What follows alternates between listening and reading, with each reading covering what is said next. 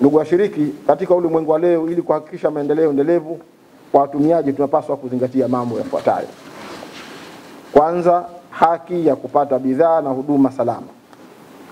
Ni wajibu wa serikali na sekta binafsi kuhakikisha kuwa bidhaa zote zinazozalishwa na kuuzwa ni salama kwa matumizi na hazihatarishi afya za watumiaji. Kwenye hili kuna mambo mawili ambayo yametajwa hapa. Kwanza, bidhaa na huduma tunazotoa.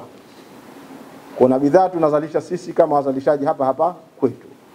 Kwa hivyo lazima tuhakikishe kwamba bidhaa hizi ni salama kwa watumiaji. Zipo bidhaa nyingi tunazalisha hapa na nyingine tunasafirisha kwa wingi. Kwa mfano, ingawa sina uhakika, lakini kuna uzalishaji wa chumvi ambao unafanyika hapa Pemba. Si wapo wanaotengeneza chumvi? Inawezekana hapa hawapo, lakini bidhaa ya chumvi inazalishwa kwa wingi hapa Pemba.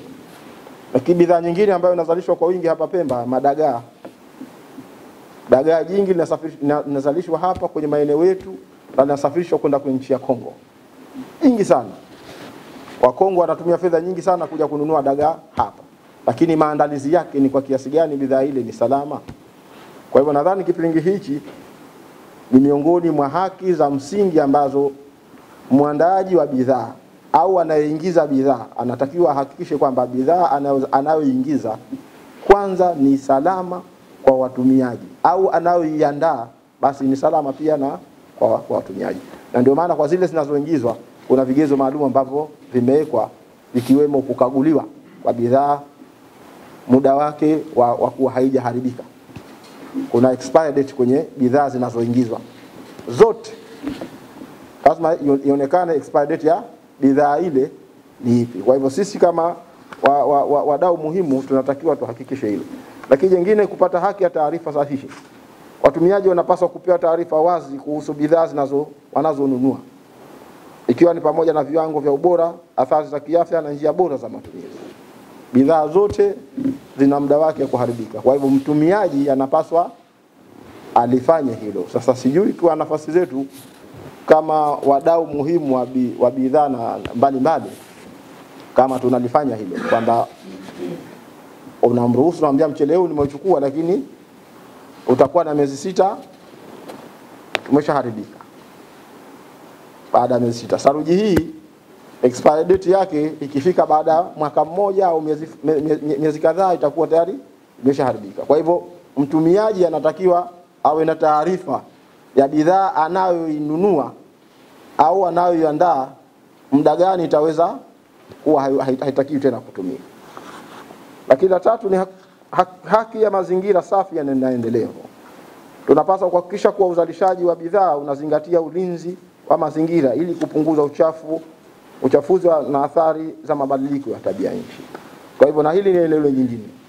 Bidhaa yenyewe inatakiwa iwe safi, lakini pia bidhaa yenyewe isichafue mazingira. Na hasa kufano kwenye miradi, wanaofanya miradi ambayo ndani yake kuna biashara wanatakiwa wafanye kitu kinaitwa IAEA, Environmental Impact Assessment, kwa ile miradi mikubwa. Lakini hata bidhaa hizi ndogo, mazingira ya usafi yanatakiwa yakaguliwe. Kwa hawa wazalishaji dagaa kwa mfano, wiki iliyopita nilikuwa nimekaa kwa ajili ya kujadili na halmashauri ya wilaya ya Micheweni kwenye eneo la dagaa. Tukasema dagaa ni miongoni mwa bidhaa ambayo inanunuliwa kwa wingi hapa Pemba. Kwa hapa Chake eneo la Ndagoni, dagaa ndio linalotoka kwa wingi sana. Na kule Micheweni eneo la Tumbe ndio maeneo ambayo dagaa linanunuliwa kwa wingi. Lakini mazingira ambayo linaanikwa hili dagaa, katika hali ya kawaida ukiona mara unaweza kusema mimi hii bidhaa siwezi kununua. Lakini tumezoea ukikuta hapo sokoni unanunua cha kwanza niuze dagaa, alafu unachukua mkono unaweka mdomoni, si kweli? Lakini mazingira ambayo yanaandaliwa huko. Kwa hivyo tukawa tumeweka mikakati kwenye kikao kile jinsi gani wanaoandaa madagaa katika kuadhimisha siku ya haki za mtumiaji duniani.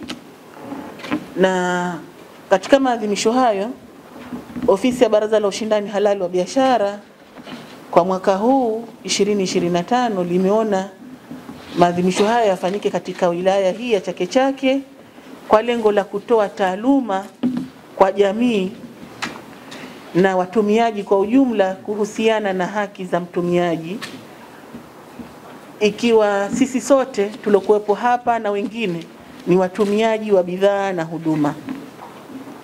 Na katika kuadhimisha maadhimisho haya, baraza katika wiki hii lilikuwa linatoa taaluma, tunasema door to door. Tulikuwa tunapita kwa wafanyabiashara mbalimbali pamoja na wajasiriamali katika kuwapa taaluma.